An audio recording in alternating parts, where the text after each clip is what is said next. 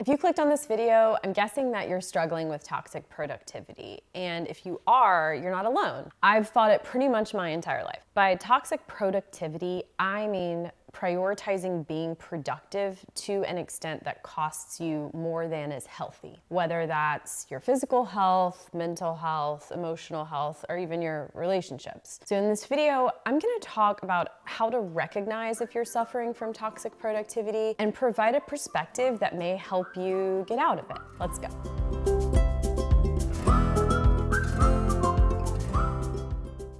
Quick story.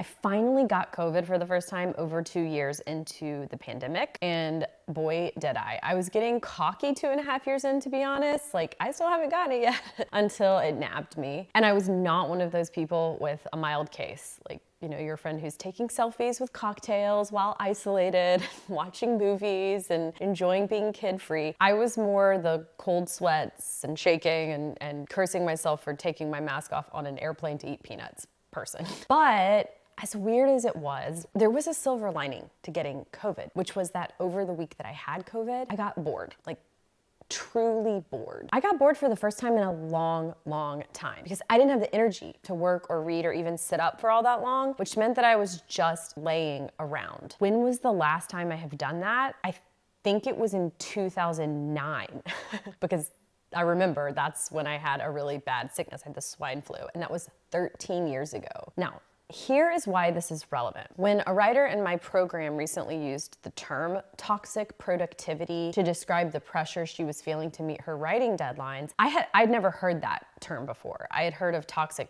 positivity, but I'd never heard of toxic productivity. And when I recovered from COVID and thought back on that week of getting bored, I couldn't help but think of that term she had used. And I noticed how being sick had forced me to screech to a halt and actually do nothing for the first time in years, and how weird that felt to me. We live in a culture where hustling is prized, right? Where working in spite of our feelings or our sickness or our grief is viewed as laudable, really. I mean, people will congratulate you for showing up, for having a good work ethic. You know, they'll say they're proud of you or impressed if you log into a Zoom meeting even while you're sick. And maybe even if they don't use those actual words, you can often kind of hear it in your voice. They're like, oh, wow.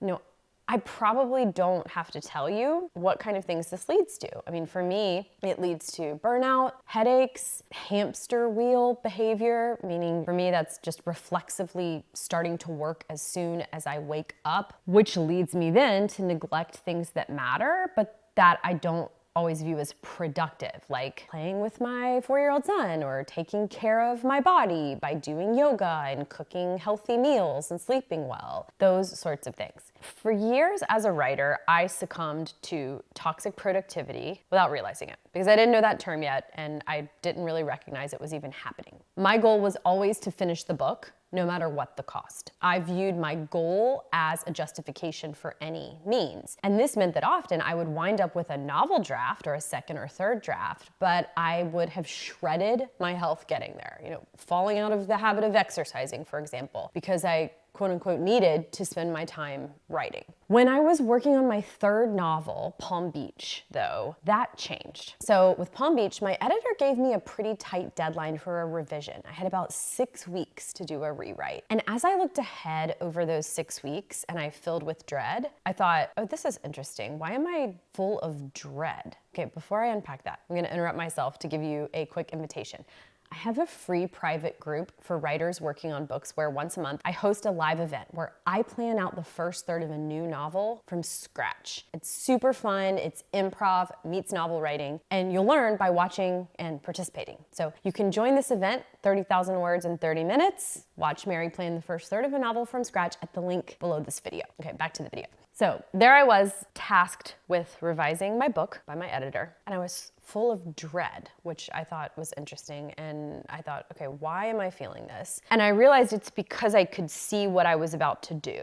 I was about to make my entire life about this revision, and it wasn't gonna feel good, and I wouldn't feel good at the end of it, but I would have a revised draft. So for the first time since becoming a novelist, I thought, what if instead of making my goal merely to get it done, because I knew I could get it done, that had actually never been my problem. What if I made my goal to get it done in such a way that I could be proud of the way I had gotten there? And to be clear, I don't mean the way I had gotten there as in like how I wrote it, you know, in a notebook or on a computer or whatever, or in the mornings or nights, whatever. I mean, keeping my life in balance, not letting writing take over so that I compromised my health and my relationships. I really like how Stephen King puts it in his book called On Writing. He talks in that book about how a writer should put their desk in the corner of the room rather than the center, because the quote is, "Writing is there to support life and not the other way around." I'd always loved that sentiment, but I had never done it that way before until now. So